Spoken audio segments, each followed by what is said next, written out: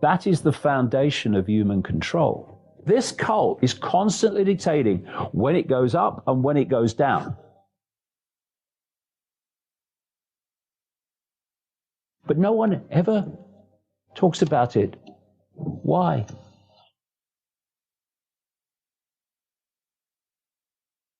This is fundamental, and I never hear any political party talk about this. I don't hear the wokers talk about it. I don't hear any of them talk about it.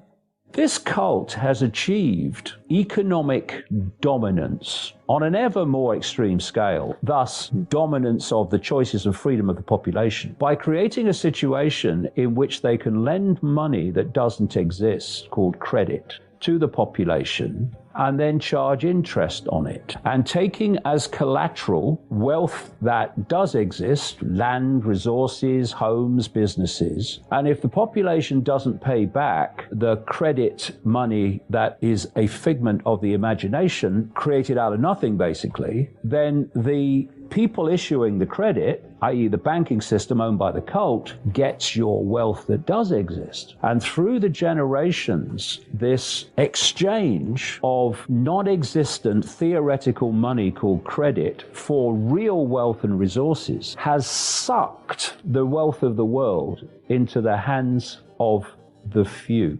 And through that dominance of financial control, they dictate the choices, or lack of them, of the population. And they dictate the choices of black people, white people, Asian people, all different kinds of people and sexualities. Why are governments borrowing money from private banking systems and the population paying interest upon that borrowing? Why aren't the governments issuing their own currency interest-free and lending it to the population interest-free to go about their commerce and go about their lives, creating opportunities and choices that they wouldn't otherwise have? Why are we allowing a privately owned, in the end by a tiny few people, banking system to issue non-existent credit money and then be able to take the wealth of the people if they don't pay it back? And there's another thing on this. The same people that lend the money, the credit, dictate if the economy goes up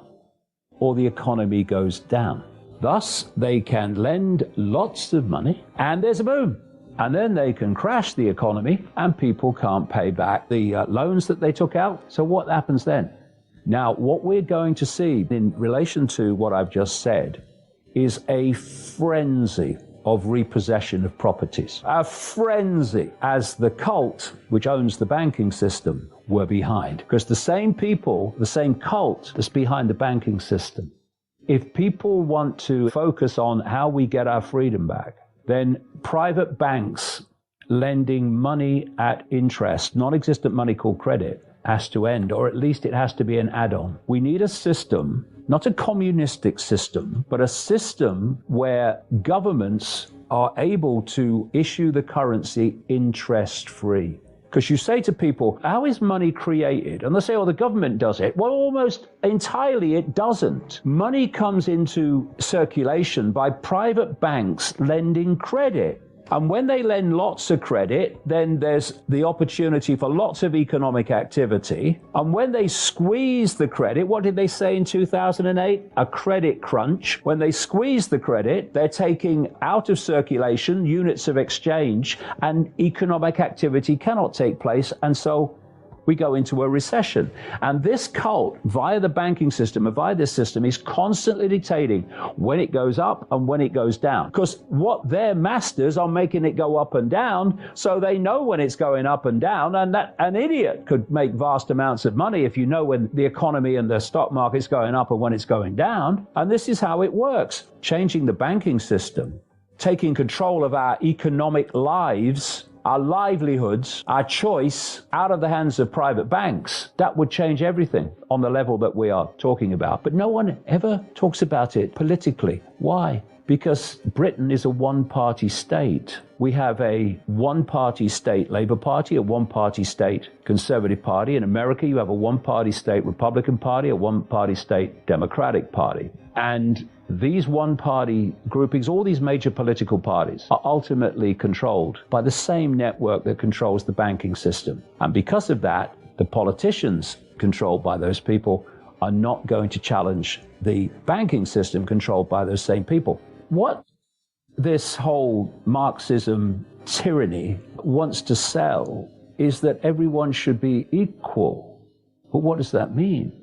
Everyone should be equal. I would like to play in goal for Manchester United. I'm 68 and I have an arthritic hand. Ain't gonna happen. So what I'm gonna do is something that I can do. And I'm not going to complain that I'm limited, and I'm not going to say that I'm disabled and that it's the system that means I can't play for Manchester United. I look at the situation I'm in and I achieve or seek to achieve on the basis of who I am. I'm a unique individual, so I will achieve in a unique way. This idea that everyone must be the same, it's a race to the bottom. What we need is equality of opportunity so that someone's race or background is not a block on their ability to achieve what they want to achieve, as long as they have the ability to do it. We all have different abilities and different gifts. But what we don't want, surely, is equality of outcome, because that's a race to the bottom. Give people opportunity, and then what they do with that opportunity is entirely up to them. They might say, no, I don't want to take that opportunity. I want to go walking in India. All right, fine. Well, enjoy. But just because you go walking in India and this person achieves something with their opportunity doesn't mean that they're privileged. It means they just took the opportunity and direction of life that was different to yours.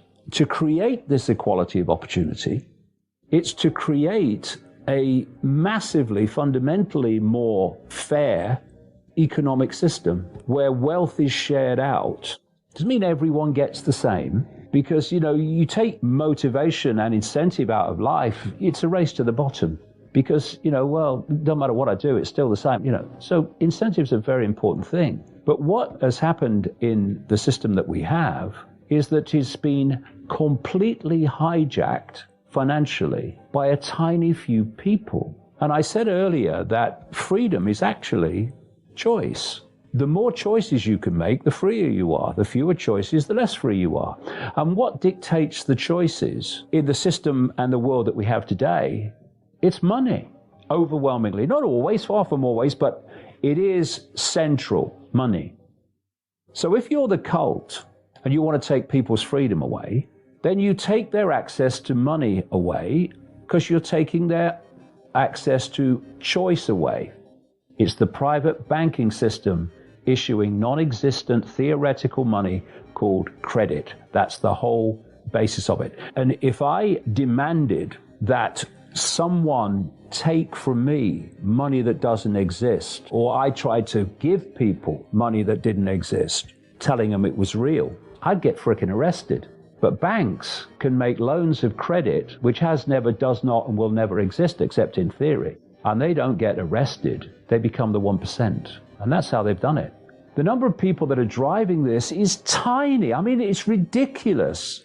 At its core, you'd get it in a room. People say, what are we going to do? Well, you can look for a solution. And, where do solutions usually lead? They lead to more problems that need more solutions. You see it all the time. What's the best way to remove a problem? To remove the frickin' cause of it. You take away the cause of a problem. Don't find a solution to it. Take away the cause, and the problem must cease to exist because its cause has been deleted.